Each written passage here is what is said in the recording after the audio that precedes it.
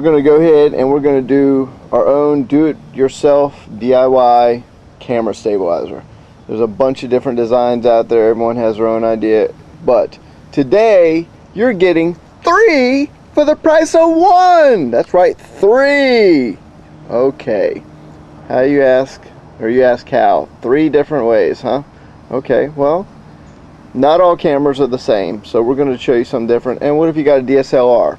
Okay, what if you got a little compact camera that also has video capabilities? You want something smaller, but yet you want the same thing. So what we're going to do is change this up a little bit. Now, I'm going to put all the measurements on there so you'll know what to cut and get it all preset. This one's I just threw it together real quick. This one right here is for your boom mic, but you can also do it a little bit different. So you don't have to have it like that. You can actually put the elbow there. So this just shows you an option you can do. You can put the accessory port right here, accessory port down below. Now, they finally sell these clips, snap tees at Lowe's and stuff, but I don't really like theirs. When you go to push on it and go to push the thing, well, it just doesn't give the extra. As you saw, it just shot out of there. So I'm going to show you something a little bit different. This is what I do. And you go, ooh, what's he got in the bag? Well, I take one of these right here, and I'm going to show you what I do. I'm going to put this up on a tripod so you can watch, and then I turn this into my own snap tee so that that little ejecting of the light don't happen. And now also, you can put another accessory port right here. And you go, okay, well, why would you want to do that?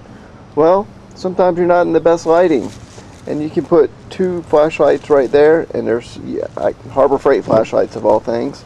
Heck, I get a coupon, they're free. So you put them on there, and it gives you the light you could use right then and there, right directly on it.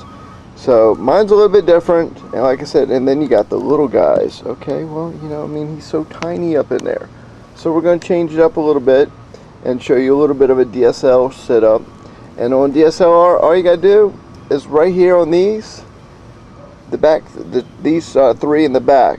So you got the back one and these front 2. Switch them from 6 inches to 10 inches, and it fits perfectly for DSLR. The lens still comes out to here, so it passes all this, so it's all good. But I've got a different design I'm going to show you as well. So let me set this up on a tripod, and we're going to disassemble this, and I'm going to reassemble it and pretty much show you how I did it. Alright, this is the little bit of the DSL setup. Now, DSLR. Alright, where I've got the little mini camera, actually, and that works good. It doesn't even show any of this front when you use it. But what I did do is they have an elbow right here with a T on the back of it. If you were to use that same one right here, you can actually cut off this extra 2 inches right here and make it that much smaller and more compact. I got a port up here. You can add a port up here if you want, but that's getting a little bit too far out front. So what you can do is you can add a port up top right here, like a T. Actually, it's a 4-way, just like this one, and face it up or down, put it right here. You can also put T's on the where your elbows are, and then that gives you an extra port up there to add on for like flashlights. Now, I told you I was going to show you what I did with for making a flashlight, and you see a little piece right there. It's approximately about 1 inch and 1/8 or so. And what I did was, when I used the one you get from Home Depot or Lowe's, see how slick it is in there? Well, when you go to push the flashlight to turn it on, it literally will shoot it out. Now, you can use this. You can wrap some electrical tape, duct tape, gaffer's tape, anything like that around it. Or what you can do is do what I did and make your own. Then you can take a Dremel and clean it up and make it prettier. Now, if you look at that closely, on the regular 3/4 inch T, it's got a thicker section in there, and when you cut out your piece, the flashlights fit in there perfect, so snug. I don't care how hard you push on it, you are not going to push that out when you turn it on. So if you run 2 of those things are great. Like I said, all I do is I take a Dremel and I just clean it up. I just roughed this one in to show you guys real quick. Got my boom mic set up. That's just a 1.5 inch by 1/2 inch. And what you can do is try not to knock the camera over like I keep doing, because I haven't finished putting that on. But that's all you do for a boom mic. You take a couple rubber bands, put them like a pound sign, so you can put your boom in there, or your mic in there, and you'll be good. Like I said, so pretty much like some of the other ones, a little bit different things you can do. You can take this elbow off, you can put a T there, just like I did on this side right here. I'm left-handed, so I do things a little bit different than others. So, and then like I said, all you got to do is drill a 1/4 inch hole right in the center, 1/4 inch hole in that, and that's done. Simply just screwed in. It's a 1/4 inch bolt by about 3.5 inches, 2.5 inches, excuse me. That's all it is right here. Same threads as your camera, screwed in from the bottom, boom, done. And like I said, for the DSLR, now when you have this out front, it just makes it a little bit more support. So that way, if you got your lens out front, you sit it down, you don't got to worry about flipping upside down, because trust me, when you have a longer lens like that and you're not paying attention, they will literally nosedive just like that. This one will not. So I'm going to go ahead and I'm going to do the measurements on it for you guys. Like I said, this guy you can change up by using this same joint right here. Put it right here and just shorten yours in the back so you can bypass this. And that was what I had on hand. I told you guys I was going to do, you were going to get 3 for 1, 3 things in one video. You can use this for the smaller compact cameras. You can use this one for the DSLR. That's 2, and then this is for your camcorder stabilizer. So you can build 2 stabilizers. Now prices. Now, depending on what you want to do, like these little boogers are $1, so you got a couple dollars there. The T's are about 50 cents a piece. Your whole stick is 10 foot long, so that costs you, it's only a couple bucks. This piece right here is $1.50. So by the time you start adding it up, you know, 50 cents for the plug right there. You know, you're gonna have $10 in materials right there, 11 bucks.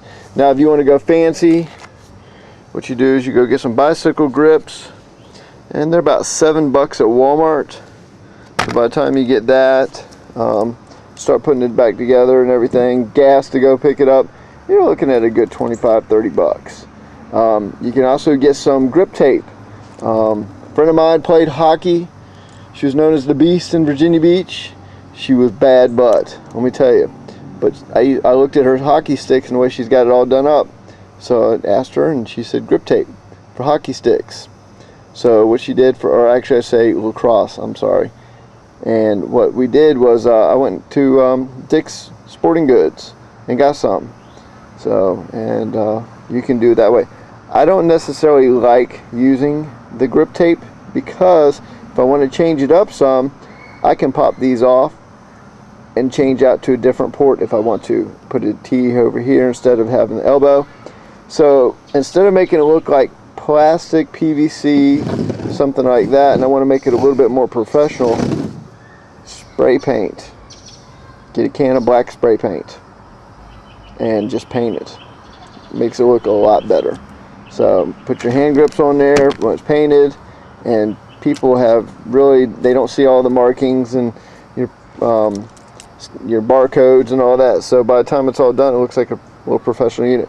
The next one we're going to do is, the first ones that came out were the steering wheel stabilizers. We're going to do a DIY on the steering stabilizers and do the same kind of setup.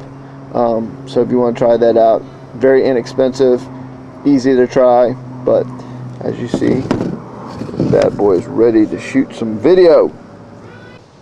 Alright, I had to do a little touch up here real quick, so let me show you.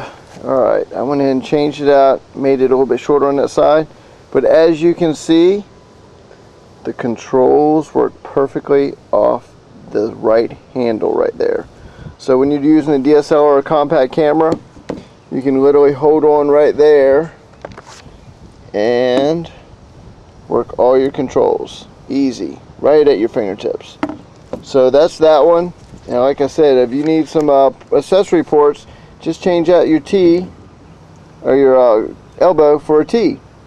If you want 2 lights and say your boom mic, then change out this piece right here and put a 4-way in there, and then that way you can have all 3 up top. So this is more of a DSLR setup, as you see, and it's got the front right there so it can lean forward or won't flip forward on you. So that's that one. I'm going to do the measurements on it real quick. So let me break one down real quick and then put it back together just so you can kind of get an idea for you guys that like to watch. Alright, you can start out with the center guy right here where your camera's going to go with your plug. You fit in there. This is one of the sides right here. Just plug this one in there. Got a T in the center for your back handle. This one comes around like this, and this one's going to be facing up. These are going to be for your handles. The long ones are your handles, of course. And like that. And your back handle right here. You got your center T.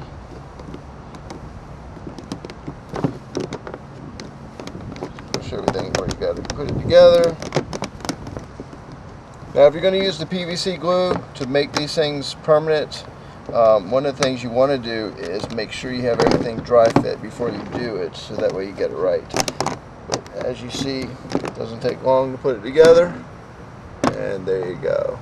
And you can just mount your camera whichever way you want to do. Now, you can also use these for the little bit smaller camcorders as well as the DSLR. This one's got a touch screen, but the touch screen on this one actually works out pretty good too. Now, my other camera, the screen's further back. So, but that's pretty much it. Like I said, if you've got to change up your ports a little bit, that's what this is all about. It's so easy to do. The only thing I would do a little bit different is I would put a 4-way right here, and then another T right here. So that way you do have the ability for twin lights up top, and then you still have your boom mic here. You can put even a 3rd light, I mean, if you really need some lights. But this is pretty much all it is right here. Simple, easy, inexpensive, save you some bucks. Also coming up, we're going to show you a how-to on a dolly, so that way you can sit on it, someone can pull you while you got your tripod on there and get those, you know, professional shots. So that's one of your next how-tos. Hope you enjoyed it.